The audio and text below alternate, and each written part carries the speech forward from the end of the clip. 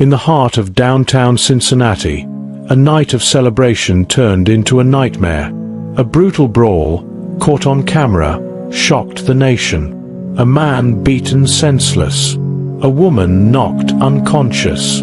A crowd of bystanders filming, but no one stepping in. Was this a random act of violence, or something darker?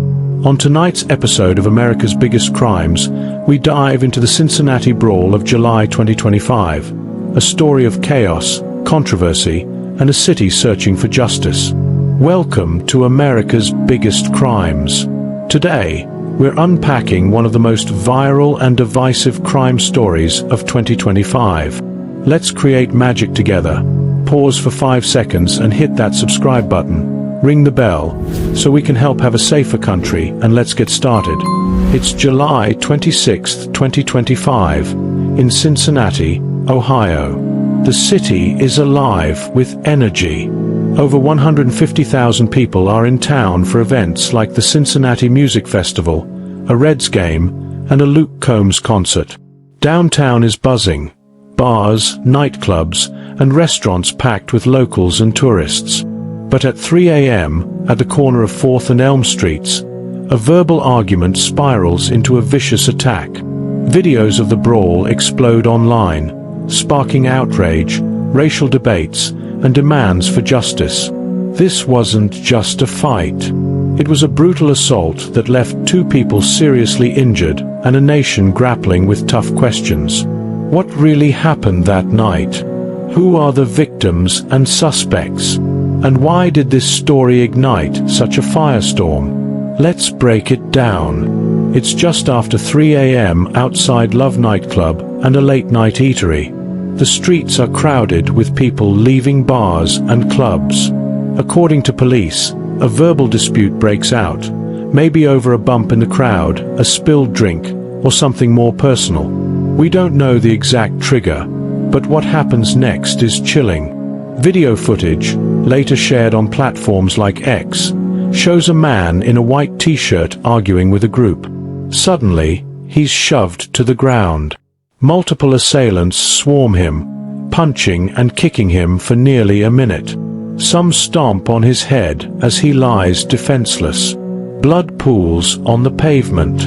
A woman, possibly his partner or a friend, tries to intervene. She's met with a brutal punch to the face, knocking her unconscious.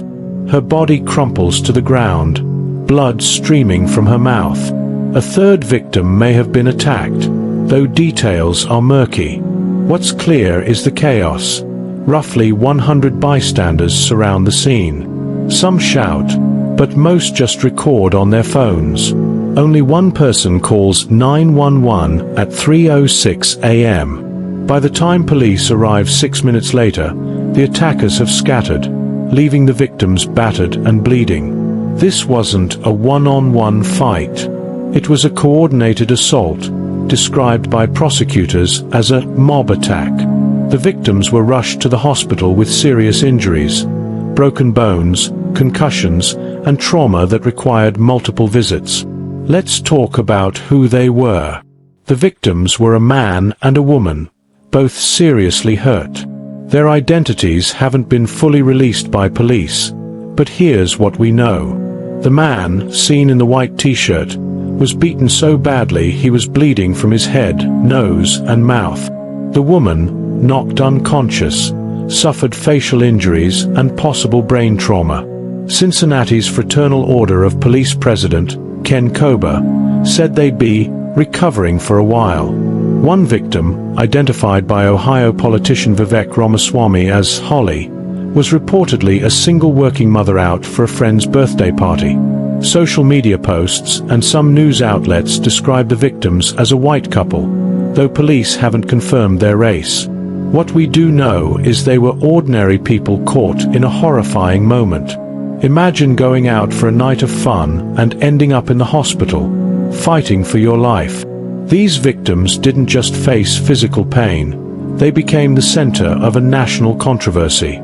Before we get to that, let's look at the suspects. Cincinnati police, with help from the FBI, moved quickly to identify those responsible. As of July 31, 2025, 5 suspects have been charged, with 3 in custody. Here's who they are and what we know about their roles. Suspect number 1. Monchines Merriweather. Monchines Merriweather, 34, is described by prosecutors as the catalyst of the attack. Video allegedly shows him whispering to another suspect before ambushing the male victim, striking him from behind. Merriweather and another suspect chased the man, who fell, and continued the assault. Merriweather was already out on bond for unrelated weapons charges. His bond for the brawl was set at $500,000. His cousin, Desiree Merriweather, claimed he was provoked by racial slurs, but police haven't confirmed this. Suspect number 2, Dekyra Vernon, 24, wasn't part of the initial argument but allegedly jumped in, punching the female victim who was trying to protect the man on the ground. That punch knocked the woman out cold. Vernon, with no prior criminal record, faces felonious assault and aggravated riot charges. Her bond is $200,000. Suspect number 3, Jermaine Matthews, 39, is seen on video knocking the male victim down and kicking him repeatedly in the face and chest.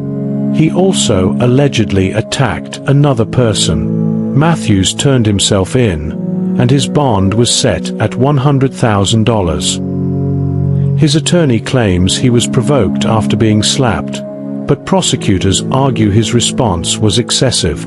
2 other suspects have been charged, but their names haven't been released, and they weren't in custody as of late July. Police are combing through surveillance footage and social media videos to find others involved. These arrests are just the beginning. Chief Teresa Theach has promised that anyone who caused harm will face justice. But what's driving this case isn't just the arrests, it's the firestorm it sparked online. Let's dive into that. Within hours, videos of the brawl were everywhere. X, TikTok, Instagram. High-profile accounts like Libs of TikTok and End Wokeness called it a racially motivated attack by a black mob on a white couple. Vice President J.D. Vance tweeted, calling it a disgusting act by lawless thugs. What I saw, and I haven't seen the full context, but what I saw is a mob of lawless thugs beating up on an innocent person, and it's disgusting. And I hope every single one of those people who engage in violence is prosecuted to the full extent of the law. And they will be. They will be so long as law enforcement in the state of Ohio... Elon Musk questioned why mainstream media wasn't covering it. The narrative spread like wildfire, a hate crime against white victims. But not everyone agreed. Cincinnati Mayor Oftob Pureval called these claims wildly irresponsible. A local Facebook page, Signal 99, which posted early footage, said, "This isn't blacks targeting whites for being white." They pointed out that some black bystanders tried to stop the fight. An anonymous witness told Fox 19 that racial slurs may have been used against the suspects, escalating tensions, though this isn't verified. The FBI is now investigating whether this was a hate crime, prompted by Assistant U.S. Attorney General Harmeet Dillon's comments about federal law. But police say there's no clear evidence of racial motivation yet. Alcohol, late-night chaos, and a crowded environment seem to be bigger factors. This case shows how fast social media can turn a local crime into a national lightning rod. What do you think? Was this a hate crime, or just a drunken brawl gone wrong? Drop your thoughts in the comments. I'm reading them all. The brawl wasn't just a crime. It was a wake-up call for Cincinnati. Chief Theach slammed bystanders for filming instead of helping, noting only one 911 call was made. She also pointed to alcohol, suggesting some bars may have overserved. Mayor Pureval called the violence intolerable and vowed to restore safety downtown.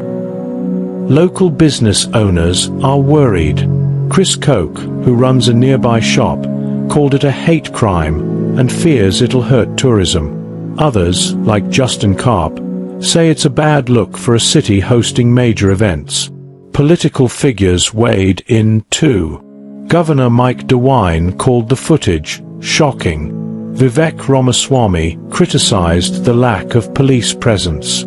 Corey Bowman, a mayoral candidate, disputed police claims about 911 calls, alleging dispatchers were dismissive. The incident has sparked broader questions. Why did no one step in? How can cities prevent late-night violence? And what role does social media play in shaping how we see crime? Cincinnati is a vibrant city, but this brawl exposed cracks in public safety. It's not just about one night. It's about how we respond as a community. Let's wrap this up. The Cincinnati Brawl of July 26, 2025, was more than a viral video. It was a brutal crime that left 2 people scarred, a city shaken, and a nation divided.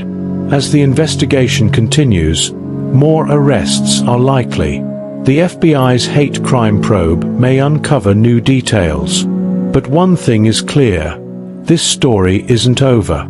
Thanks for joining me on America's Biggest Crimes. What's your take on this case?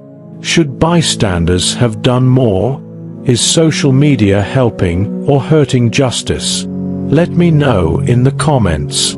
If you like this deep dive, smash that like button, subscribe, and hit the bell for more true crime stories. Want us to cover another case? Drop your suggestions below. Until next time, stay safe, and I'll see you in the next episode.